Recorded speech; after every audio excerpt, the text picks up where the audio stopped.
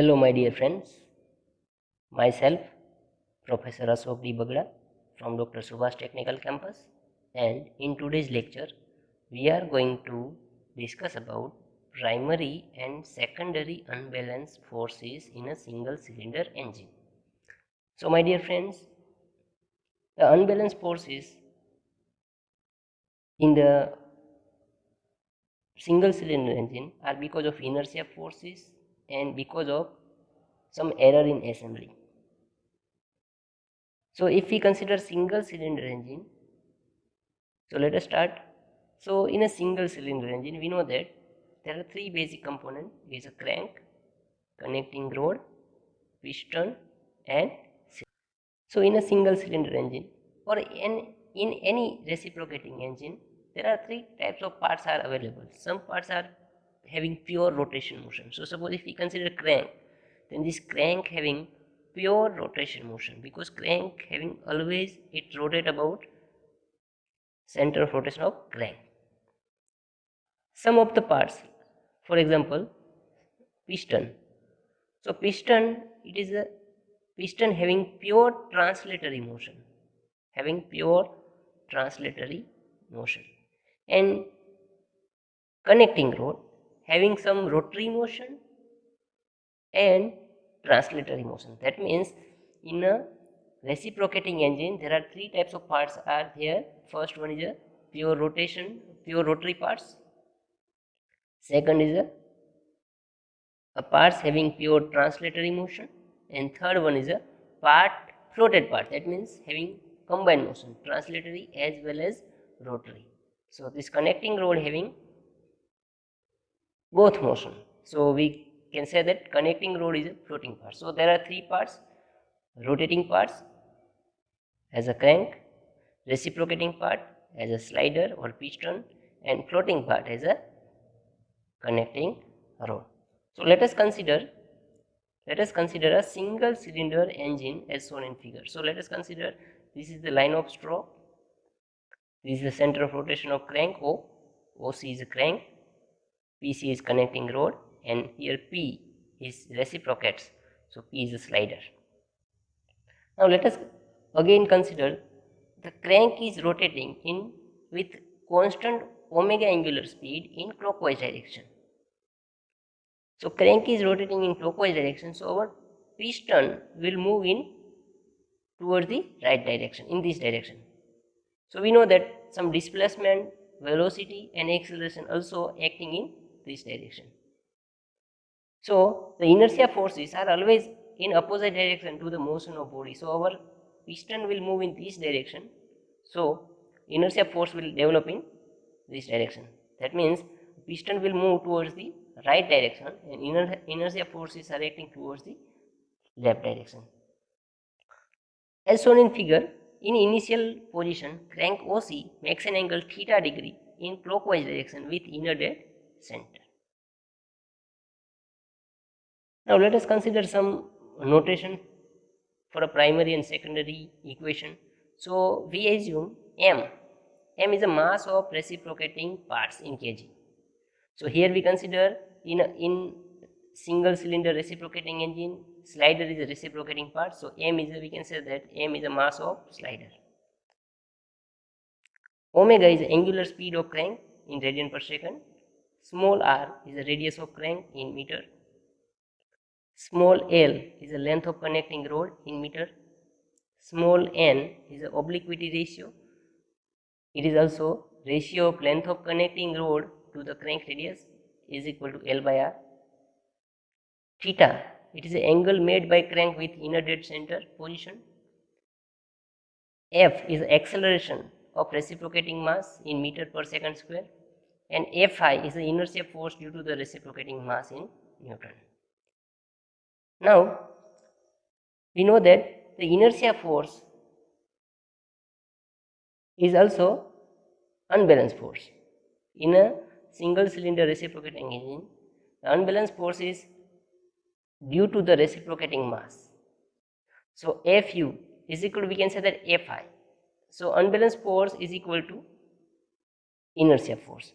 Is equal to inertia force, we know that inertia force is equal to Ma. So mass into acceleration. So inertia force is equal to mass into acceleration. So here m is a mass and acceleration of piston in a single cylinder engine. The equation of acceleration is omega square into r in a bracket cos theta plus cos 2 theta upon n, bracket complete. So this is a equation of acceleration. So finally we get inertia force is equal to m omega square r in a bracket cos theta plus cos 2 theta upon n. So again we can say that unbalanced force Fu is equal to, we can say that if we expand this equation, m omega square r into cos theta plus m omega square r into cos 2 theta upon n. So we rewrite this equation. Fu is equal to, we can say that primary force Fp plus Fs. So here Fe we consider as a primary unbalanced force, and we know that is equal to m omega square r into cos theta. And Fs, so this is Fs. Fs is equal to secondary unbalanced force and is equal to m omega square r into cos 2 theta upon n. So my dear friends, now we have two equations. Primary unbalanced force Fp is equal to m omega square r into cos theta, and secondary unbalanced force Fs is equal to m omega square r into cos theta. Now the unbalanced forces or inertia force Fu act along the line of stroke and its direction is opposite to that of the acceleration of reciprocating mass. My dear friends, unbalanced forces having constant direction, because unbalanced or inertia force is always acting along the line of stroke, but having it varies in a magnitude. So my dear friends, we have already discussed about centrifugal force. It is also unbalanced force. So unbalanced force in a rotating parts, we know that unbalanced force in a rotating parts having constant magnitude but varies in direction. But unbalanced force due to the reciprocating parts, in this case unbalanced forces are constant in direction but varies in magnitude. So thus in reciprocating engine mechanism, unbalanced forces consist two parts: primary unbalanced force Fp and secondary unbalanced force is Fs. So first, primary unbalanced force. So we know that primary unbalanced force Fp is m omega square r into cos theta, is termed as a primary unbalanced force, and it is due to the simple harmonic motion of reciprocating parts. Now this primary force, the primary unbalanced force, is maximum when theta is equal to 0 and 180 degree. So if we put the value of theta 0 here, then we get maximum primary unbalanced force, and if we put the 180 degree, then we get maximum primary force. So maximum primary force is m omega square r. That means the primary unbalanced force is become maximum twice in one revolution of crank. The primary unbalanced forces become maximum 2 times in one revolution of crank. Now secondary unbalanced forces. Secondary unbalanced forces. So we know that the equation of secondary unbalanced forces Fs is equal to m omega square r into cos 2 theta upon n, is termed as a secondary unbalanced force, and it is due to the obliquity arrangement. My dear friends, we know that in a single cylinder engine, the length of connecting rod is 3 to 4 times than the length of crank. That means L, again always L is equal to 3 to 4 R. The secondary unbalanced force is maximum. Now my dear friends, if we put the value of theta 0, then we get maximum unbalanced force, maximum secondary unbalanced force. So theta is equal to, if you put 0, 90 degree, 180 degree and 360 degree.